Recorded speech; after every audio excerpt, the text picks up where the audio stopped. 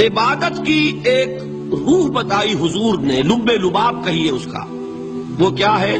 دعا۔ الدعاء مخ العبادہ، الدعاء هو العبادہ۔ حضور کی یہ دو احادیث بہت سادہ، بہت مختصر۔ دعا ہی عبادت کا جوہر ہے۔ مخ کہتے ہیں ہڈی کے اندر جو گودا ہوتا ہے وہ مخ ہے۔ گودا جو ہے عبادت کا وہ کیا ہے؟ دعا۔ توحید فی الدعا کیا ہے؟ صرف اللہ کو پکارا جائے گا۔ اور شرک فی الدعا، جس کو بھی پکاریں گے آپ مدد کے لیے اس کو آپ نے معبود بنایا ہے، کسے باشد۔ یہ مسئلہ سمجھ لیجئے، لا تدعو مع اللہ احدا، اللہ کے ساتھ کسی کو مت پکارو۔ حضور نے فرمایا کہ جوتی کا تسمہ بھی مانگنا ہو تو اللہ سے مانگو۔ اللہ نے تو دروازہ کھولا ہوا ہے، جو چاہو مانگو، کسی اور سے مت مانگو۔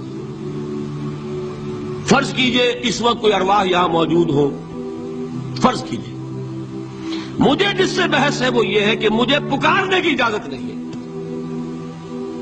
ہوا کرے کسی کی روح موجود ہو، ہوا کرے، مجھے میرے رب کی اجازت نہیں ہے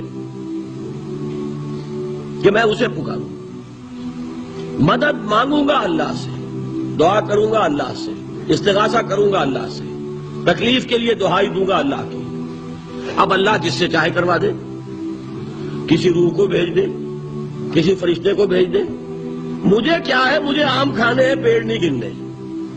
فلاں روح نے آگے کام کر دیا، کرے بھائی، میرا کام بننا چاہیے۔ اور فرشتہ آ گیا، اس نے کام بنا دیا، وہ کرے، مجھے کیا غرض ہے اس سے؟ میرا کام بننا چاہیے۔ میرا مسئلہ یہ ہے کہ مجھے پکارنا ہے صرف اللہ۔ اللہ کو اس کی بھی قدرت ہے کسی کو نہ بھیجے، نہ کسی روح کو بھیجے، نہ ملائکہ کو بھیجے، بغیر کسی کے جو چاہے کر دے۔ اللہ کا مرضی ہے، وہ چاہے کسی روح کو بھیج دے، کسی فرشتے کو بھیج دے، مجھے اس سے غرض ہی کوئی نہیں۔ مجھے تو اپنی تکلیف کا دور ہونا مطلوب ہے، اس کے لیے میں پکاروں گا۔ سمجھ رہے؟ دیکھیے میں سادہ ترین کر رہا ہوں مسئلہ۔ عبد القادر جیلانی کی روح یہاں ہے یا نہیں؟ حضور کی روح انور یہاں ہے یا نہیں؟ یہ تو علمی مسئلہ ہو گیا نا۔ یہ فرشتے یہاں ہے کہ نہیں؟ کوئی اختلاف ہے؟ میں پکار سکتا ہوں اسے کہ بھائی ذرا میرا کام کر دینا ہے؟ یہ کروں گا تو شرک۔ موجود ہے کرامن کاتبین ہے کہ نہیں؟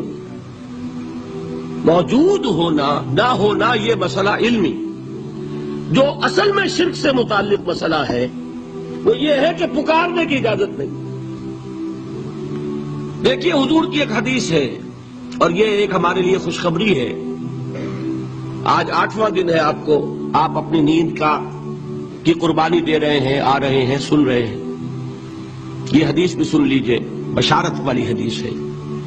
مجتمع قوم فی بیت من بیوت اللہ، نہیں جمع ہوتے کچھ لوگ اللہ کے گھروں میں سے کسی گھر میں۔ اس کا مصداق اول تو مسجد ہوگی، لیکن تقریباً تمام محدثین نے مانا ہے کہ صرف مسجد تک محدود نہیں ہے، سب گھر اللہ کے ہیں۔ یہ جگہ کس کی ہے؟ تو عام ہے یہ چیز، لیکن مسجد کا ہوگا تو وہ مصداق اول ہو جائے گا۔ مجتمع قوم فی بیت من بیوت اللہ یتلون کتاب اللہ وَيَتَدَارَسُونَهُ بَيْنَهُمْ۔ کام کیا کر رہے ہوں کہ اللہ کی کتاب پڑھ رہے ہوں، وہ سمجھ رہے ہوں، سمجھا رہے ہوں، تو کیا ہوتا ہے؟ إِلَّا نَزَلَتْ عَلَيْهِمُ السَّكِينَةُ، ان پر اللہ کی طرف سے سکینت کا نزول ہوتا ہے۔ وَغَشِيَتْهُمُ الرَّحْمَةُ، رحمت خداوندی انہیں ڈھانپ لیتی ہے۔ وَحَفَّتْهُمُ الْمَلَائِكَةُ، فرشتے ان کے گرد گھیرا ڈال لیتے۔ وَذَكَرَهُمُ اللَّهُ فِي مَنْ عِندَهُ، اور اللہ ذکر کرتا ہے ان کا ملائکہ مقربین کی محفل میں۔ دیکھو تم کہتے تھے یہ انسان بڑا گھٹیا ہے، میرے وہ بندے اس وقت میرے گھر میں جمع ہے صرف میرے کلام کو سمجھنے کے لیے۔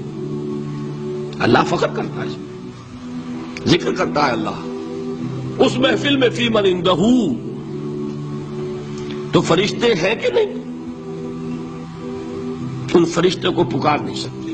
اگر آپ نے یا جبرائیل میرا یہ کام کروا دو، تکلیف میری رفع کر دو کہا اور شرک ہوا، یا میکائیل اور یا اسرافیل۔ اسی طرح اگر آپ نے کسی اولیاء اللہ کے ارواح میں سے کسی کو پکارا، اسی طرح اگر آپ نے انبیاء کو پکارا، جس کو بھی پکارا وہ شرک ہو جائے گا۔ پکارنے کی اجازت نہیں ہے، پکارو صرف اللہ کو، اللہ جس کے ذریعے سے آپ کا کام کرائے اس کا اختیار ہے۔ ندا لغیر اللہ، اللہ کے سوا کسی اور سے دعا، کسی اور سے استغاثہ، استدعاء، استمداد، یہ استعانت، یہ ہے اصل میں شرک۔